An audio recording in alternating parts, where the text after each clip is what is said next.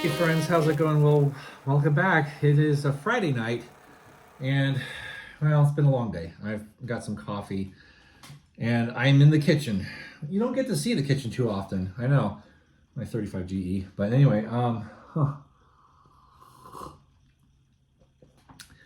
well, not sharing what I wanted to share this week, um, but I will be sharing something with you guys. I made a quick little reel last night just to let you all know that I'm okay, because sometimes you guys kind of worry about me if I don't make a content on Thursday as usual. But anyway, this is a kind of just a catch up what's going on with me. Some of you already know, I've talked to you already, but just for the community, I am letting you all know that there was a situation in my garage that I had not planned on or was even aware of until Thursday morning when I went out to the time cave to do a video, as I usually do. Had a beautiful morning and everything was all in order, and I opened my garage and I noticed an anomaly. It looks like there's moisture on the windshield of the Dodge. Moisture. I don't have a leak in the garage, in the roof, not to my knowledge, and it was raining. It was raining Thursday morning. And so I'm like, oh, that's weird. Wonder what that's all about. So I looked and I was like, well, is that water? And I tried to touch the water, and it was not on the exterior of the windshield. It was on the interior, on the inside of the windshield of the 40. So I'm like, oh, that's weird. And then there was moisture on the windowsill of the driver's side door. I'm like, well, this is odd. What is going on with this? And then I touched it and I'm like, wait a minute. And so I took my phone out and you put the flashlight function on there and I pointed it down inside. Now, quick little backstory. Monday night, I hooked up the car to my trickle charger. I have a 6-volt trickle charger, so I put it on the tender so it keep the battery charged and charge it and then keep it charged, right? And I've done this 1,000 times. And because I was driving the car at night and I thought, well, I need to, charge it, because when I'm at stop signs or stop lights, the amp gauge is discharging significantly, like half discharge, like half the gauge is discharging. So it's a lot. The headlights do draw a lot of power. And they even do that on modern cars. They draw a lot, So if you leave your headlights on without the car running, you're going to have a dead battery within 40 minutes to an hour, typically. Yeah. It's not just specific to old cars. No, it hasn't changed at all, really. Anyway, so I thought, well, I'm going to drive the car this weekend. So I thought. Yeah, so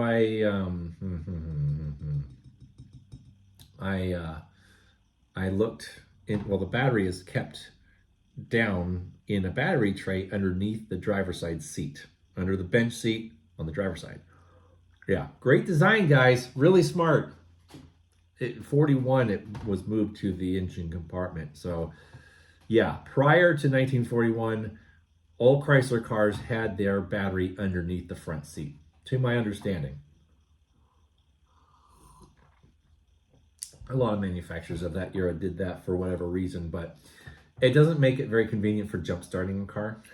So that's why I try to keep the battery charged. I have good wiring, everything's great, and it has a good system. But yeah, when I'm driving at night, it does discharge when I'm sitting at a traffic light or whatever, and you get it. But so I thought I'd just put it on the charger. Well, it caused the battery to explode. Yes, my battery blew up, and I'll drop a picture of it right here. That's what I saw Thursday morning. And so I was like, holy crap. So that means that there's acid and water debris on my upholstery. And what the absolute WTF, man? Like, the hell happened here? So I was just like reeling. I didn't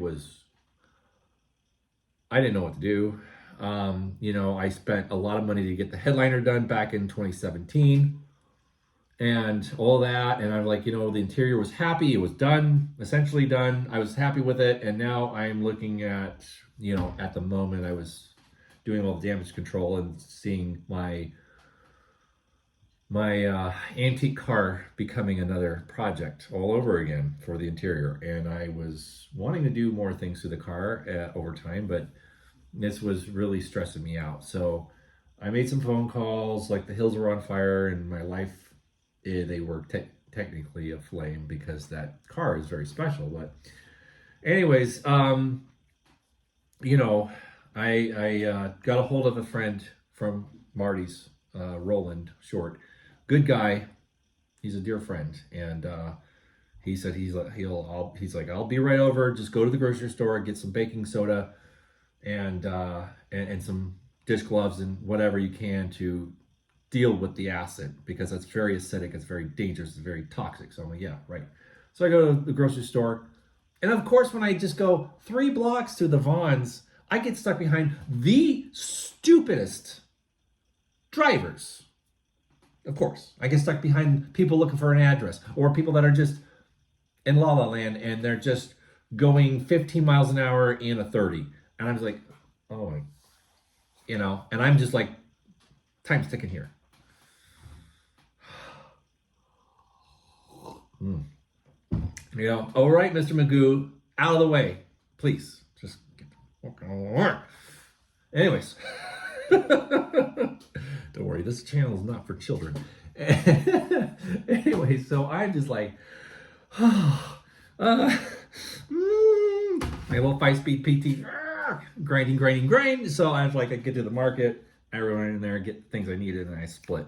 And I get back to the house. I go to the garage and I put the gloves on, you know, and then I carefully remove the battery and I carefully take it out and put it in a plastic trash bag, and then I dispose of it properly. I do. And anyways, I dispose of it. So I knew that wouldn't be a core that I could use for a new battery because it was blown up, and as you clearly see. So then I take the box of baking powder and just baking soda, and I start sprinkling it all over the battery tray and anywhere on the upholstery and seats where I could imagine where it splashed or whatever. So yeah, I started scrubbing that and neutralizing any potential damage. I didn't see any residue on the dashboard or the steering wheel or whatever, but yeah. So today was another cold day. I got a new battery.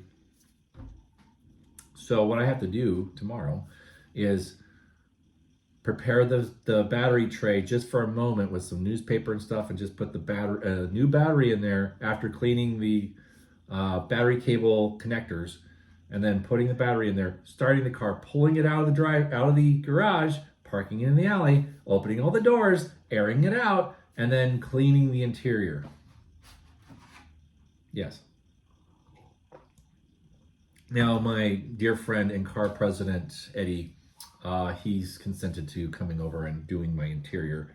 He's an auto detailer, so he's going to try and do the seats and whatever to mitigate whatever and neutralize whatever acid residue may be living within my fibers. I think most of the upholstery is a blend, so I don't think that it's 100% wool. I know it's not. It's definitely more synthetic. So yeah, I think I'm going to be okay, but there's been some acid staining on some of the trim inside the car, the bow tie trim on the escutcheon, the garnish, and also the window cranks, and also the threshold trim to the front door it's aluminum and it's blotchy, and I'm going to have to polish it out and try and revive it some and make it uniform again. It's been a long weekend so far. So that's why I couldn't do any content. You know, I thought, oh, I'll just deal with it later, just make my videos just so I could get that out of the way. But I'm like, no, this is acid. I need to do it right now as soon as possible, because I didn't know how long it was actually sitting there. It probably blew up on Wednesday while I was at work, or even Wednesday evening or even Wednesday morning or Tuesday night. I don't know when it actually happened, but I think it was relatively close to the time that I discovered it, more so than not. But yeah. So to those wonderful friends who've come to my aid, Roland, appreciate you, brother. You really did help me in so many ways, coming to my rescue and talking me off the ledge, so to speak, and looked at everything and said everything looked pretty good. So I have faith that everything will be okay. But I went to O'Reilly to get a new battery, and I showed them the picture of what the battery did that I bought from them, same store, and they said, well, it is out of warranty. I'm like, okay, but they're not supposed to blow up. If they fail, they fail, but they're not supposed to blow up. That's the technicality I'm going to get them on. That's right.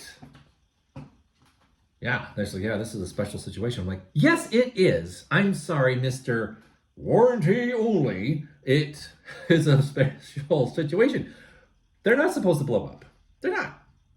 I don't know if it was the charger's fault or the battery's fault. I don't know what failed, but help me out, guys. I'm a good customer, and I always tell people to go to O'Reilly Auto Parts. O'Reilly.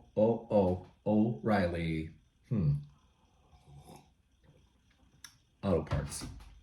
So I'm just like, okay, guys, come on. I want to be like cool with you guys, and you guys are gonna be cool with me, and then we're gonna, be like, yay, and then you can make it a story for a commercial. Say, O'Reilly was there in my dire need here, and it'd be a nice touchy-feely commercial. Can't you just see that? I know you can. I know you can envision that. Anyways, so tomorrow is going to be, in the morning, I'm going to be getting everything straightened up and cleaned and hopefully mitigated and back together with a happy driving car once again.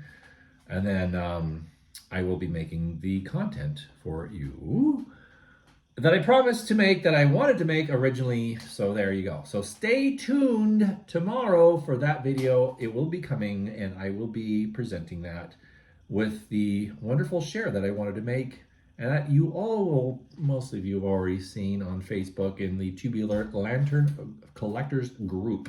But I wanted to showcase it here on the channel because it is a really, really special piece and an interesting story. And there's some actual footage in the wild of me with the lantern before it was actually purchased, and somebody was doing the camera work. Wink, wink. That's right.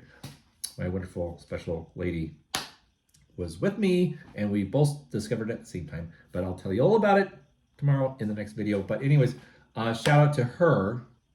I did text her a picture of the battery and blown all up, and she was worried, and she worried about me. And I want to apologize publicly to her to say, I'm sorry, I didn't mean to worry you. I was totally fine. I was perfectly healthy and fine. I was just trying to assess the damage, and my mind was kind of, I was in that space. So, okay, anyways, love you. And I will be making that video for everybody tomorrow, and I will be seeing you guys again very shortly. So yeah, you get a little double dose of me.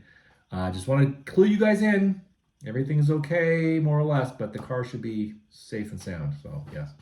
Signing off from the kitchen in the Gem City.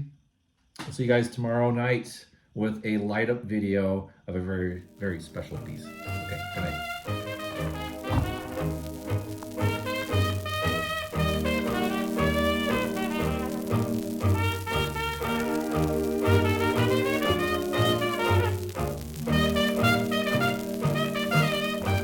Sit, boo boo, sit.